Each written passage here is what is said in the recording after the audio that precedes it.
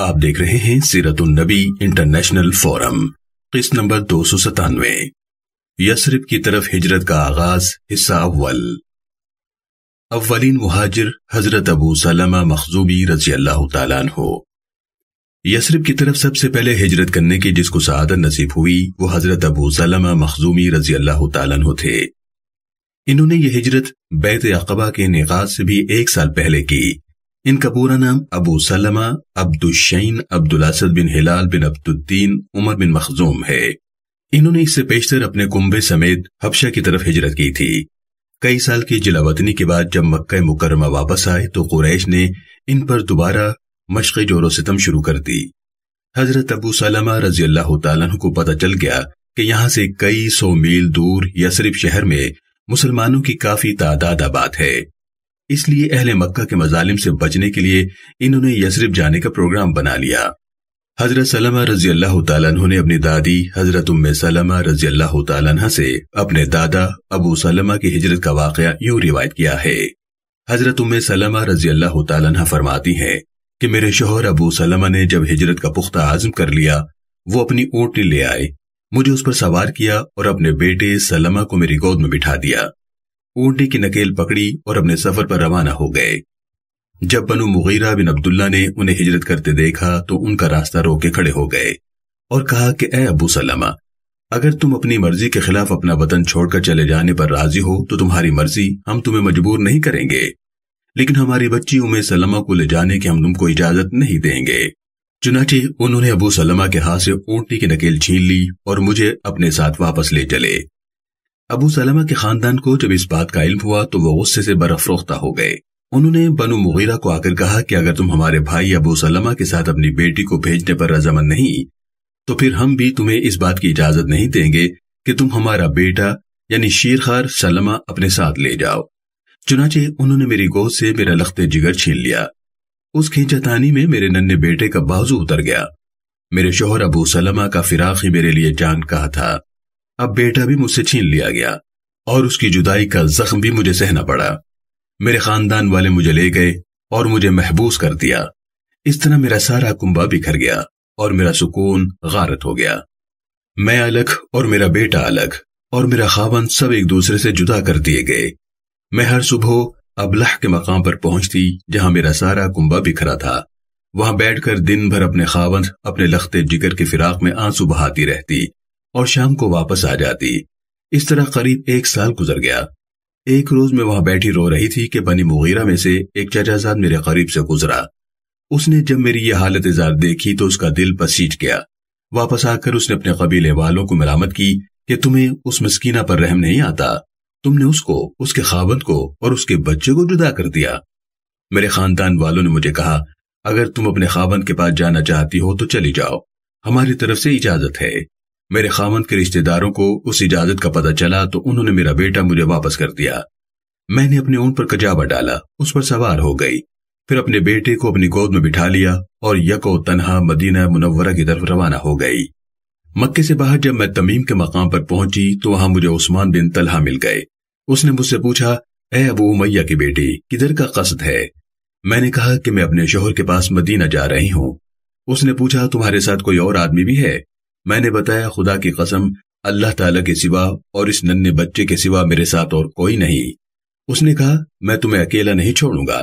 اس نے میرے اونٹ کی نکیل پکڑ لی اور مجھے لے کر چل پڑا۔ بخدا میں نے آج تک ایسا کریم النفس رفیق سفر کوئی نہیں دیکھا۔ جب وہ پڑاؤ پر پہنچتا تو اونٹ کو بٹھاتا، پھر دور ہٹ کر کھڑا ہو جاتا۔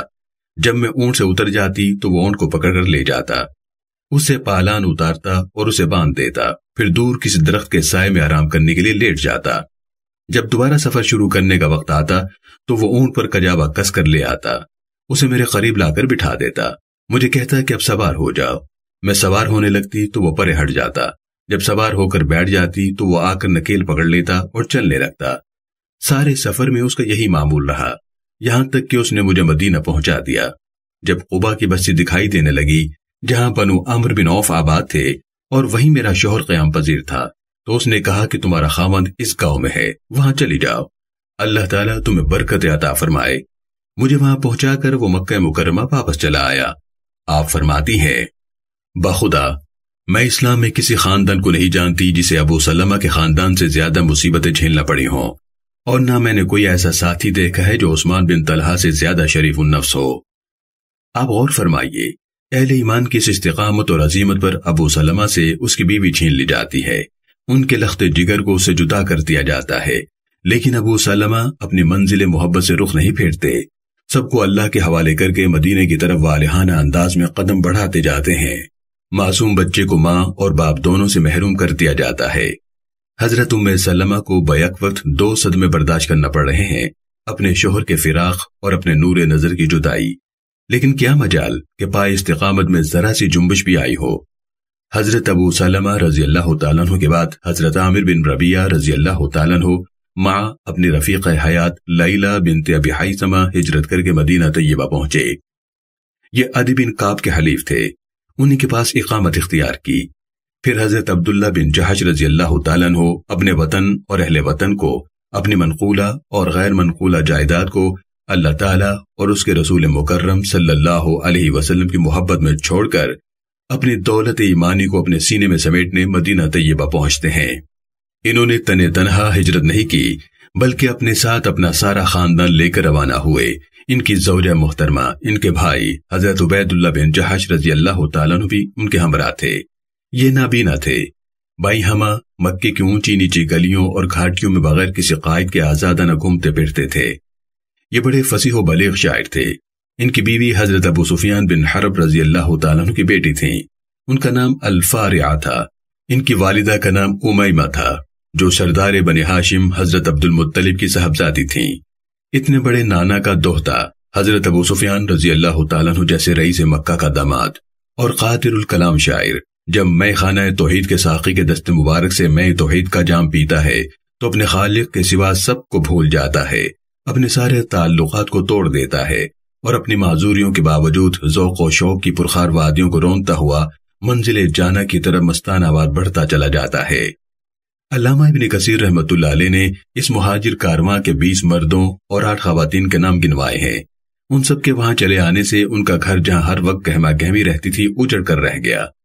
ایک روز عتبہ بن ربیعہ، حضرت عباس بن عبد المطلب اور ابو جہل کا اس طرف سے گزر ہوا۔ عتبہ کی نظر اس گھر پر پڑی جو سونا پڑا تھا اور اس میں بسنے والے اسے یوں ویران چھوڑ کر چلے گئے تھے۔ اس نے لمبی آہ بھری اور یہ شعر پڑھا: ہر گھر خواہ طویل عرصہ تک آباد اور سلامت رہا ہو، ایک نہ ایک دن اس پر بربادی آ جائے گی اور وہ اجاڑ ہو جائے گا۔ وہ لوگ جو اپنے آباد گھروں کو سونا چھوڑ کر چلے گئے تھے، انہیں ان کے اجڑنے کا ذرا دکھ نہ تھا، کیونکہ انہوں نے معرفت الہی کے چراغ روشن کر کے اپنے حریم دل کو آباد کر لیا تھا۔ انہوں نے فانی دنیا کے عوض آخرت کی ابدی نعمتیں اور سچی مسرتیں حاصل کر لی تھیں۔ وہ سودے پر سرخوش تھے اور از حد مسرور۔ ابو احمد، وہ نابینا شاعر، اس ہجرت کی روح پرور کیفیت کو یوں بیان کرتا ہے: جب میری بیوی ام احمد نے مجھے سویرے سفر پر آمادہ دیکھا، اس ذات کی رضا کے لیے جس سے میں حالت غیب میں بھی ڈرتا ہوں اور خائف رہتا ہوں، وہ کہنے لگی: اے میرے سرتاج، اگر تم نے یہاں سے کوچ کرنے کا پختہ ارادہ کر ہی لیا ہے تو کسی اچھے شہر کا رخ کرنا اور یثرب جانے سے بچنا۔ میں نے اسے کہا: آج تو ہماری منزل مقصود یثرب ہی ہے، اور جو اللہ کو منظور ہوتا ہے بندہ اس پر سوار ہو جاتا ہے۔ میرا رخ اللہ اور اس کے رسول کی طرف ہے، اور جو اپنے چہرے کو اللہ کی جانب متوجہ کر لیتا ہے وہ نامراد نہیں ہوتا۔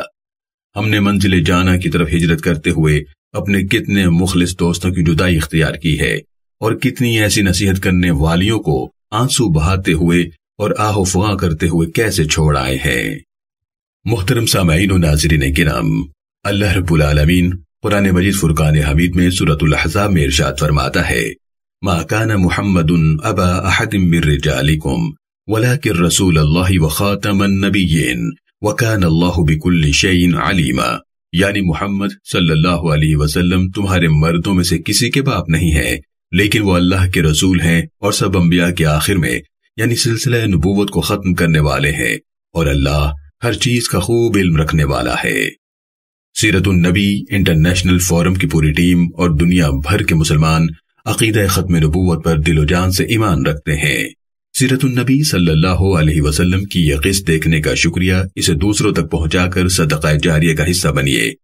ہم کسی بھی قسم کی غلطی کے لیے معذرت خواہ ہیں اور معتبر دلیل کے ساتھ اصلاح کے لیے شکر گزار ہوں گے اور آپ کی پرخلوص دعاؤں کے طلبگار ہیں۔ جزاکم اللہ خیرن کثیرا۔ مزید آگے کیا ہوا یہ جاننے کے لیے دیکھتے رہیے سیرت النبی انٹرنیشنل فورم۔